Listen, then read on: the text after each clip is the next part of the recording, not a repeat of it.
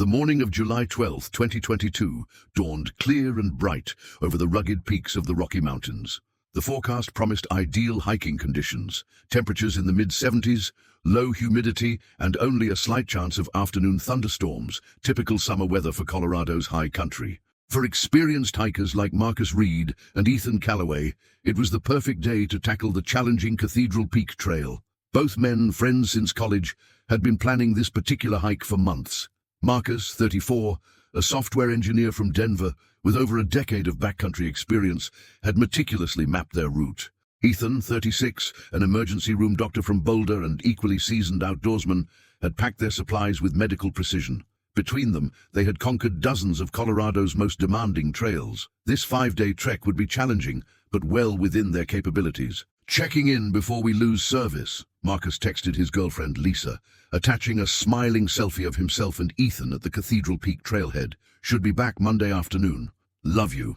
That text message, sent at 7:48 a.m., would be the last confirmed communication from either man. When neither returned by Tuesday morning, Lisa reported them missing. By Tuesday afternoon, search and rescue operations were underway, coordinated by the Clear Creek County Sheriff's Department. Initially, there was no cause for alarm. Experienced hikers occasionally extend their trips by a day or two.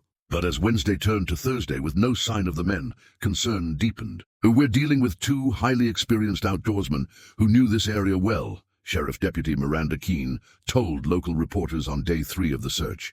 "They filed a detailed trip plan, had appropriate gear, and were well prepared for changing conditions. This isn't a case of unprepared tourists getting lost." The search expanded rapidly. Helicopters scanned the rugged terrain, while ground teams with search dogs combed the wilderness. Volunteers from neighboring counties joined the effort. Thermal imaging equipment was deployed. Drones equipped with high-resolution cameras photographed areas too dangerous for ground teams to access. Cell phone data was analyzed in an attempt to triangulate their last known positions, but the remote location had limited coverage. 5 days into the search, authorities found Marcus and Ethan's car exactly where it should have been, at the Cathedral Peak trailhead parking lot.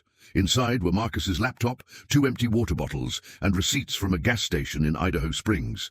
Nothing suggested foul play or indicated why they might have disappeared. As days stretched into weeks, the search continued but yielded nothing. No backpacks, no equipment, no clothing, no blood, no signs of animal predation or scavenging.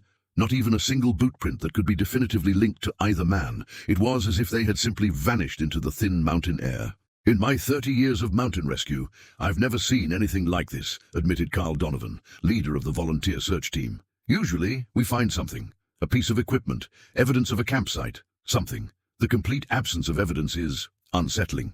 By September, with autumn's chill settling over the mountains and the first dusting of snow on the highest peaks, the official search was scaled back.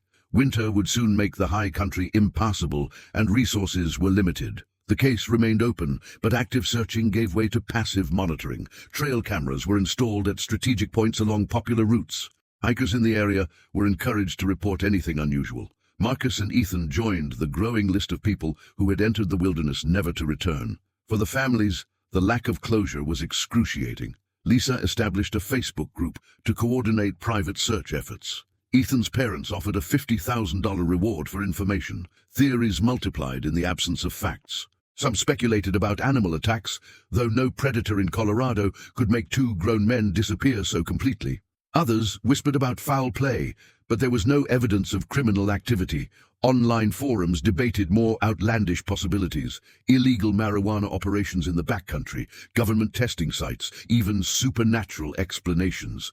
Winter came and went. Spring brought renewed hope and the resumption of limited search operations, but another season passed without answers. The mountains kept their secret, and the memory of Marcus Reed and Ethan Callaway began to fade from public consciousness, joining the folklore of those claimed by the wilderness. Then, on June 18, 2023, almost a year after they vanished, everything changed. Jason Merrick, a 41-year-old solo climber from Fort Collins, was exploring an off-trail section of the mountains about 3 miles from the Cathedral Peak Trail. The area was rarely visited, too steep for casual hikers, not challenging enough for serious climbers. Merrick had veered off his planned route out of curiosity, drawn to a narrow ravine that cut between 2 unnamed peaks. As he navigated the rocky descent into the ravine, something caught his eye, a flash of vivid red against the grey stone and muted green of alpine vegetation. At first, he thought it might be trash left by previous hikers, or perhaps a piece of climbing equipment abandoned during an emergency retreat. What he found instead would send shockwaves through the community and reignite a mystery that had nearly been forgotten. There, partially sheltered beneath a shallow rock overhang, lay two human skeletons, arranged in a perfect cross formation, bound together by a bright red climbing rope. The remains were largely intact, preserved by the dry mountain air and protected from scavengers by their location. The red rope had been methodically wrapped around the bones, binding the two skeletons together at perpendicular angles. One skeleton formed the vertical line of the cross, the other the horizontal. The precision of the arrangement left no doubt. This was deliberate. Merrick, hands shaking, took several photos with his phone before retreating to an area with cell coverage to call emergency services. Within hours, the ravine was swarming with investigators from multiple agencies. The remains were quickly identified through dental records as those of Marcus Reed and Ethan Calloway. But the discovery raised far more questions than it answered. The cross formation, the red rope, the remote location, well away from their planned route, and perhaps most puzzling, the complete absence of their hiking gear, supplies, or any personal effects apart from the clothes they had apparently been wearing when they died. The mystery that had begun with a disappearance now deepened with a discovery that defied simple explanation. What had happened to Marcus and Ethan in the Colorado wilderness? What forces, human or otherwise, had arranged their final resting place in such a disturbing tableau? And what significance could be found in the red rope that bound them together in death? The answers, if they existed at all, remained as elusive as the men had been during those long months of searching. But one thing was certain. The story of Marcus Reed and Ethan Calloway was far from over. The discovery of the bodies transformed what had been a missing persons case into something far more sinister. Within hours of Jason Merrick's call, the remote ravine became a carefully controlled crime scene. FBI agents joined local law enforcement, forensic anthropologists, and medical examiners in the painstaking work of documenting and recovering the remains. The positioning was deliberate, almost ceremonial. Dr. Eleanor Voss, the lead forensic anthropologist, later told investigators, "This wasn't random. Someone took considerable time arranging these remains." The red rope binding the skeletons became the investigation's most compelling piece of evidence. Laboratory analysis revealed it was a specialized climbing rope, expensive and high quality, but not the brand or type that either Marcus or Ethan had purchased for their trip. More puzzling still, the rope showed no signs of weathering despite being exposed to the elements for nearly a year. Its vibrant red color remained unfaded, almost as if it had been placed there recently. "We're dealing with a secondary scene," Sheriff Carson Miller explained at a closed-door briefing with the families. "Based on the condition of the remains and lack of evidence in the immediate area, we believe they died elsewhere and were moved to this location post-mortem." The autopsies provided few concrete answers. Both men had suffered multiple bone fractures, but Dr. Teresa Lang, the medical examiner, couldn't determine if these occurred before death, during death, or after death when the bodies were being transported. No definitive cause of death could be established. Toxicology tests revealed nothing unusual in the limited tissue samples available. The families, desperate for answers, hired private investigator Robert Mahoney, a former Denver homicide detective with experience in wilderness disappearances. Mahoney began by examining the men's backgrounds, searching for any connection that might explain their fate. "The first question in any unusual death is always the same," Mahoney told Lisa during their initial meeting. "Who would benefit? Who had motive? In most cases, the answer leads us somewhere useful. But Marcus and Ethan's lives yielded no obvious suspects. Both were well-liked, financially stable, and without enemies. Marcus had recently received a promotion. Ethan was considering a research fellowship. Neither man had significant life insurance policies. Their digital footprints, emails, text messages, search histories, social media, revealed nothing suspicious. Then, Mahoney discovered something unusual. 2 weeks before their hike, both men had withdrawn substantial amounts of cash from their respective bank accounts, $8,000 each, an identical amount on the same day, but at different bank branches. Neither had mentioned these withdrawals to friends or family, and the money was not found with their belongings or in their homes. "This suggests premeditation of some kind," Mahoney explained to the families. "They were planning something beyond a simple hiking trip." Around the same time, amateur sleuths on internet forums began piecing together their own theories. A Reddit community dedicated to the case grew rapidly, with thousands of members analyzing every available detail. One user, Mountain Truth Seeker, claimed to have encountered Marcus and Ethan on a different trail 2 days after they were supposedly at Cathedral Peak. The user described them as acting strangely and in the company of a third man. Though the post was eventually deleted and the account deactivated, screenshots circulated widely. The investigation took another unexpected turn when a local wilderness guide named Travis Blackwood came forward with a bizarre account.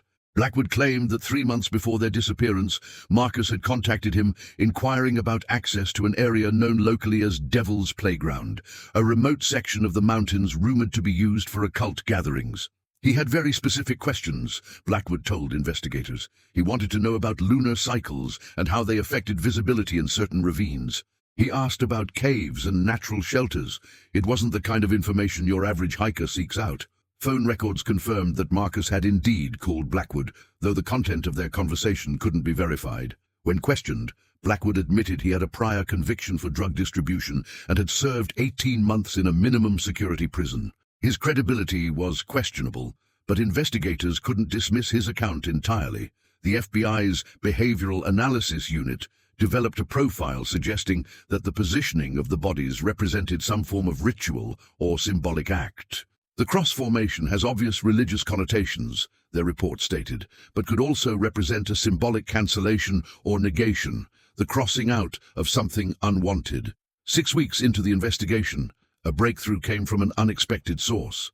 A wildlife research camera placed by Colorado State University biologists to monitor elk migration patterns had captured distant but identifiable images of Marcus and Ethan on July 14, 2022, 2 days after they began their hike. The photos showed them walking purposefully off-trail, headed in the direction opposite from their planned route.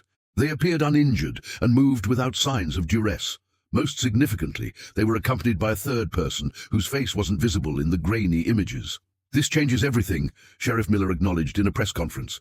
"We're now operating under the assumption that there was a third party involved in whatever happened to these men." The mystery deepened when analysis of Marcus's laptop, which had remained in his car at the trailhead, revealed that he had deleted numerous files shortly before the hike. Digital forensics experts recovered fragments of encrypted communications and coordinates for a location nearly 15 miles from Cathedral Peak, far from any established trail, but eerily close to where their bodies would eventually be found. As investigators pursued these new leads, public interest in the case intensified. A 2-hour television special titled Death in the High Country aired on a major network, featuring interviews with family members, search and rescue personnel, and experts in wilderness disappearances. The program sparked a fresh wave of tips, most proving to be dead ends. Then came the anonymous package. Delivered to the Clear Creek County Sheriff's Office with no return address, the padded envelope contained a single item, a small notebook with a black leather cover. Inside were pages of handwritten notes, coordinates, and cryptic symbols. Forensic analysis confirmed the handwriting belonged to Ethan Calloway. The final entry, dated July 11th, the day before they departed for their hike, contained only 5 words: "No turning back. Forgive us." The notebook provided tantalizing clues but no definitive answers. Many pages contained what appeared to be coded messages or shorthand that even cryptographers struggled to decipher. Several pages had been torn out. Others contained drawings of mountain ranges with specific peaks circled and annotated with numbers that didn't correspond to any known mapping system. Most disturbing was a crude drawing on the final page. 2 stick figures arranged in a cross formation, connected by a jagged line. Next to it, written in a different pen and possibly a different hand than the rest of the notebook, were the words, "The red binds, the red reveals." For the investigators, the families, and a public increasingly obsessed with the case, the notebook raised the stakes. This was no longer just a mysterious disappearance or an unexplained death. The evidence now pointed to something deliberate, planned, and potentially much darker than anyone had initially suspected. What had Marcus Reed and Ethan Calloway gotten themselves involved in? What was the significance of the red rope and the cross formation? And most importantly, who was the third person seen with them on that wildlife camera? And where were they now? As summer turned once again to fall in the Colorado mountains, these questions remained unanswered. But one thing became increasingly clear. The truth about what happened to the 2 hikers was far stranger and potentially far more dangerous than anyone had imagined. 3 months after the discovery of the bodies, the investigation reached a critical juncture.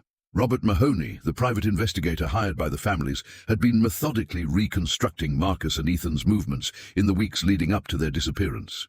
They were meeting someone regularly, Mahoney explained during a confidential briefing. Between March and July 2022, they had at least 7 meetings at the Summit coffee shop in Denver, always on Tuesday evenings, always at the same corner table. Surveillance footage had long since been overwritten, but through credit card receipts, cell phone data, and witness statements, Mahoney had pieced together the pattern. One barista remembered the third person as a tall man with a weathered face and intense eyes, like someone who spent too much time in the sun. This description triggered a memory for Lisa. 2 months before his disappearance, Marcus had mentioned meeting someone who had seen things no one should see. Combing through emails revealed another lead. Marcus had exchanged messages with someone using the address alpineobserverprotonmail.com. One message stood out. The patterns align only once every 33 years. July is our window.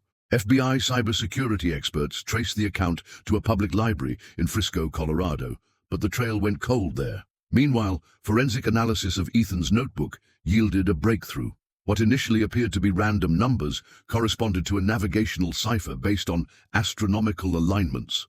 When interpreted, they marked a precise location, an abandoned mining claim, approximately 20 miles northwest of where the bodies were found. The site showed signs of recent activity. Inside a dilapidated cabin, beneath a loose floorboard, investigators discovered a metal lockbox containing 3 items. A leather-bound journal dating back to 1989, a geological survey map with locations marked in red ink, and a digital camera in a waterproof bag. The journal belonged to Dr. Walter Pritchard, a geology professor who had disappeared while on a solo research expedition in 1989. His case had never been solved. The entries detailed Pritchard's growing obsession with what he called anomalous formations in specific sections of the Rocky Mountains. The conventional geological explanation fails to account for what I've observed, read one entry. These structures appear designed, not formed by natural processes. Later entries grew increasingly paranoid. The final entry, dated August 3, 1989, read simply, "I've found it. God help me, I've found it. If I don't return, let the truth remain buried." The digital camera contained photographs taken by Marcus and Ethan during their final days. The earliest images showed standard hiking scenes, but later photos focused on specific rock formations, cave entrances, and what appeared to be undocumented petroglyphs. The final photograph, taken at 11:17 p.m. on July 14, 2022, showed a narrow cavern illuminated by headlamps. On the wall was a symbol, a perfect cross intersected by a wavy line resembling a serpent. Dr. Sophia Reyes, an archaeologist, examined the photographs.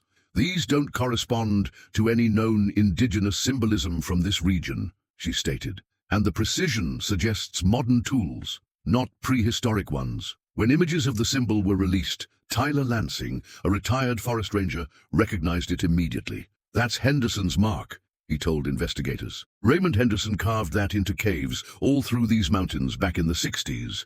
Raymond Henderson had been a geophysicist working for a private research firm with military contracts.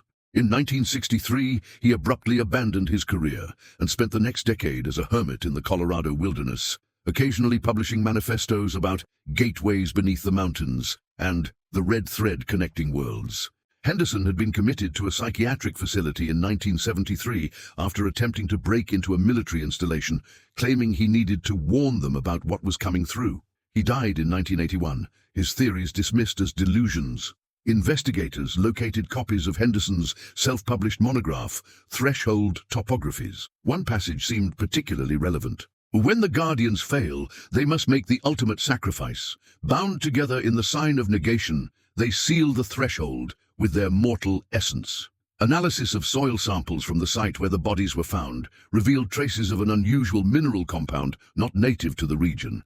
Dr. Eliza Chen, a geochemist consulted by the FBI, was baffled. "This particular molecular structure shouldn't exist naturally," she explained. "It exhibits properties that defy current understanding of mineral formation." When Marcus's laptop underwent more sophisticated data recovery, technicians found fragments of a deleted research paper titled Theoretical Applications of Non-Euclidean Geometry in Subterranean Anomalies.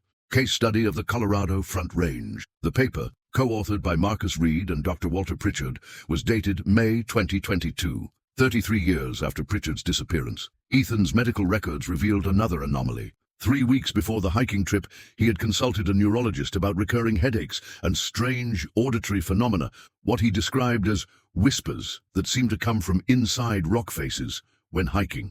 FBI behavioral analysts proposed a troubling theory. Marcus and Ethan had been recruited into what amounted to a doomsday cult, fixated on specific geological features believed to be thresholds requiring guardians. This theory gained credence when investigators located a storage unit rented by Marcus, containing camping equipment doused in red dye, journals filled with observations of temporal fluctuations at specific coordinates, and a hand-drawn map matching Henderson's writings, with the site of their disappearance marked the threshold. For the families and investigators, the picture was both clearer and more disturbing. Marcus and Ethan appeared to have become obsessed with a decades-old conspiracy theory about something hidden in the Colorado mountains, something that had also consumed Walter Pritchard and Raymond Henderson before them. Questions remained. Who was the third person?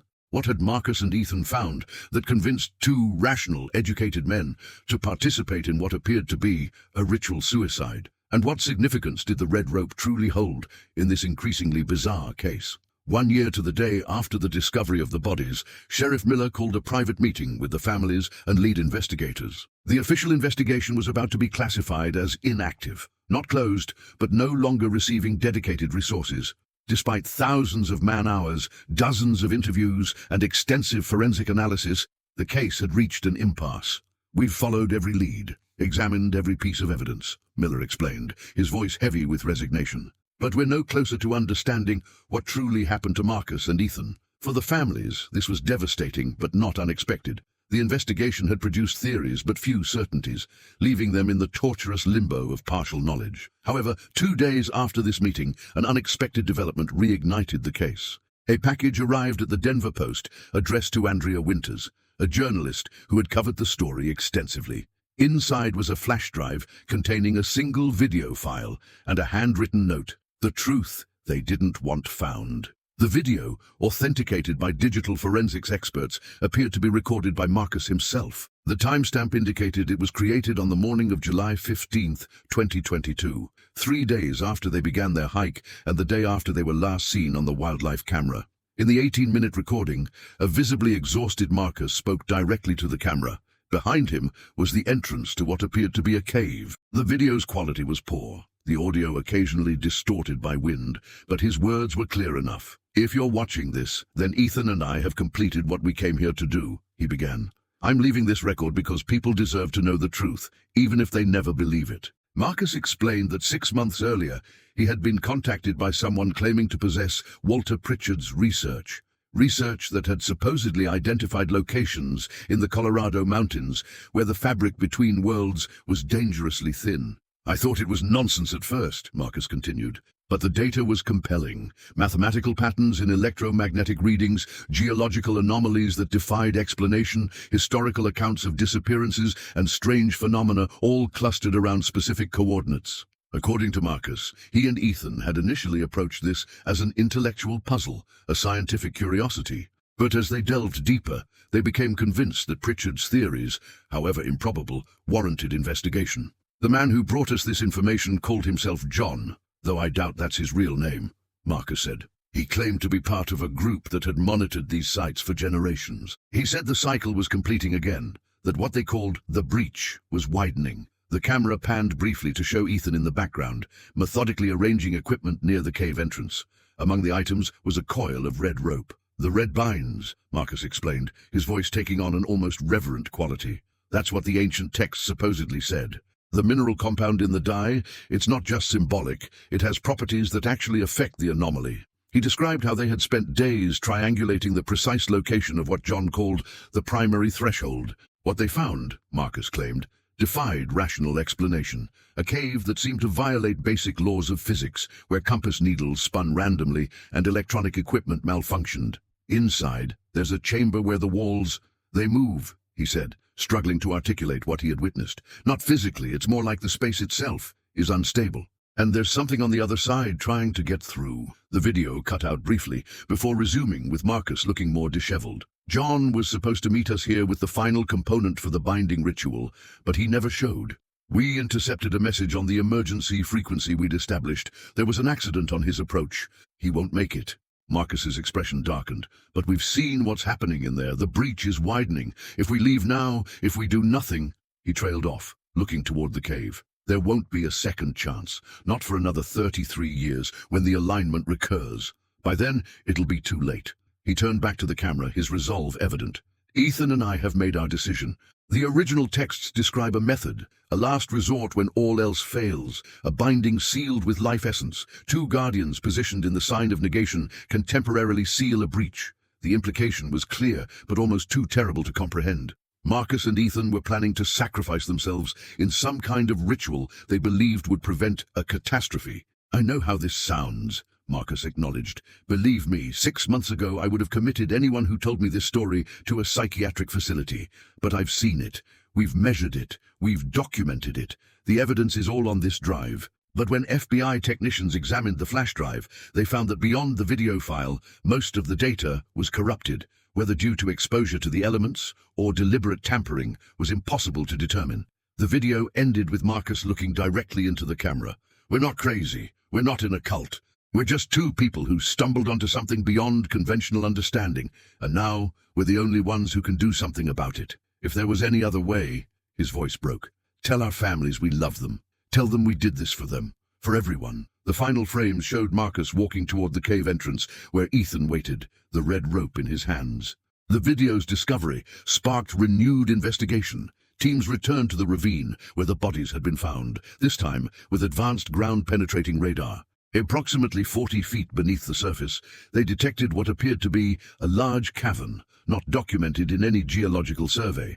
A cavern that, according to the readings, should not have been physically possible given the surrounding rock formations. Attempts to reach this cavern through existing passages proved futile. Every expedition reported equipment failures, inexplicable disorientation, and in one case, the sudden onset of severe nosebleeds and auditory hallucinations in all team members. Eventually, citing safety concerns, authorities abandoned efforts to access the site. The area was declared off-limits, ostensibly for environmental protection reasons. Satellite monitoring was established, though what exactly they were monitoring for remained classified.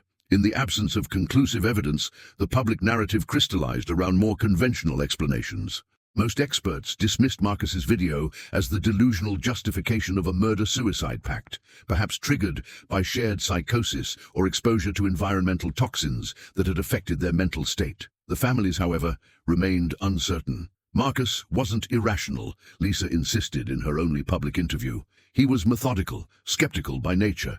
Whatever he experienced out there, whatever he and Ethan believed they found, it was real to them, real enough to die for. 5 months after the video's discovery, Andrea Winters, the journalist who had received the flash drive, disappeared while hiking in the same general region of the Rocky Mountain. Her backpack was found near a trail, her camera inside. The final photograph on its memory card showed a cave entrance partially concealed by vegetation. The image was blurred, as if taken in haste, but clearly visible in the foreground was a small marking carved into a rock, a cross intersected by a wavy line. The search for Winters continued for weeks before being scaled back. She was never found. Today, the case of Marcus Reed and Ethan Calloway remains officially unsolved. Their bodies, following extensive examination, were finally laid to rest in neighboring plots in a Denver cemetery. By request of both families, a single headstone spans the graves. Carved into the granite is a simple epitaph: "The truth lies beneath." And in the mountains, far from marked trails and tourist viewpoints, local rangers occasionally report finding small arrangements of stones near certain cave entrances, each pile bound together by lengths of weathered red rope. Who places them there, and why, remains yet another mystery in a case defined by questions without answers. For those who venture into Colorado's high country, the story of the two hikers serves as both warning and riddle. Whatever fate befell Marcus and Ethan in those remote mountains, conventional tragedy or something beyond ordinary understanding, their final arrangement tells us something profound. In their last moments, they chose to face it not alone but bound together. If you want to hear the rest of this story, please leave a comment on this video and subscribe.